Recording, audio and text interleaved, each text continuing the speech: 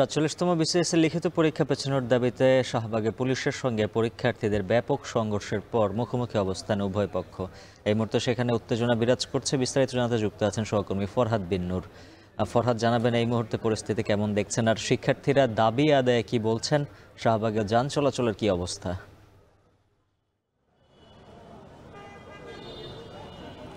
উজ্জ্বল, ধন্যবাদ। আমরা দেখছি যে ঢাকা বিশ্ববিদ্যালয়ের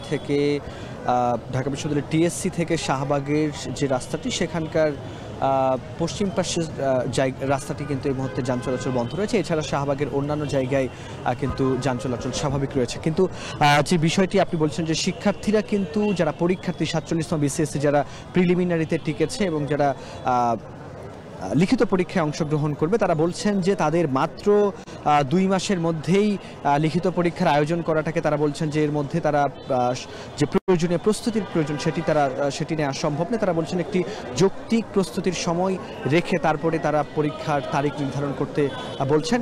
এবং আমরা যে চিত্রটি এখানে দেখেছি, তারা 12টা থেকে এখানে অবস্থান নিয়েছেন আন্দোলনকারীরা, কিন্তু তারা বিকেল নাগাদ 5টা পর্যন্ত তাদের আলটিমেটাম ছিল যে 5টার মধ্যে যদি আজকে কোনো সিদ্ধান্ত না আসে তারিখ পেছানোর, তাহলে তারা যমুনা অভিমুখে রওনা হবে। যমুনা অভিমুখে তারা ঠিক 5টা বাজার আগ মুহূর্তে এখান থেকে রওনা দেওয়া যখন তারা চেষ্টা করে, তখনই পুলিশের ব্যারিকেড এখানে তারা ভাঙতে চেষ্টা করেছে। পুলিশ বলছে যে এখানে ব্যারিকেড ভাঙবার তাদের কোনো কথা ছিল না, তাদের শান্তিপূর্ণ আন্দোলন করবার কথা ছিল, কিন্তু তারা টায়ার জ্বালিয়ে এখানে পরিস্থিতি উত্তপ্ত করে এবং তারা মুহুর্মুহু ইটপাটকেল নিক্ষেপ করে এরপরে তাদেরকে ছত্রভঙ্গ করতে আমরা দেখেছি। পুলিশ কিন্তু সাউন্ড গ্রেনেড নিক্ষেপ করে, একই সঙ্গে তারা কিন্তু আমরা দেখছি যে এখানে তারা কিন্তু সাউন্ড গ্রেনেড নিক্ষেপ করে, একই সঙ্গে তারা এখানে তাদেরকে একেবারে ছত্রভঙ্গ করে দেয়।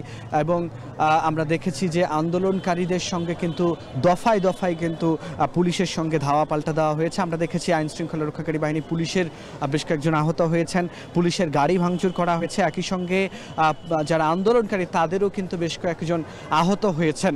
এবং এখানে জল কামানও কিন্তু নিক্ষেপ করা হয়েছে, জল কামান নিক্ষেপ করার মধ্য দিয়েও কিন্তু তাদেরকে ছত্রভঙ্গ করে দেওয়া হয়েছে। বেশ কয়েক যে চিত্রটি দেখছি এই মুহূর্তে এখানে কিন্তু রমনা জোনের যে ডিসি রয়েছেন মাসুদ, তিনিও কিন্তু এখানে রয়েছেন। আন্দোলনকারীদের সঙ্গে দফায় দফায় কথা হচ্ছে, কিন্তু তার আন্দোলনকারীরা চাচ্ছেন যে এখান থেকে তারা উপদেষ্টা মণ্ডলী বা প্রধান উপদেষ্টা বরাবর তারা আসলে যেতে চান এবং সেখানে গিয়ে তারা তাদের দাবিটি জানাতে চান।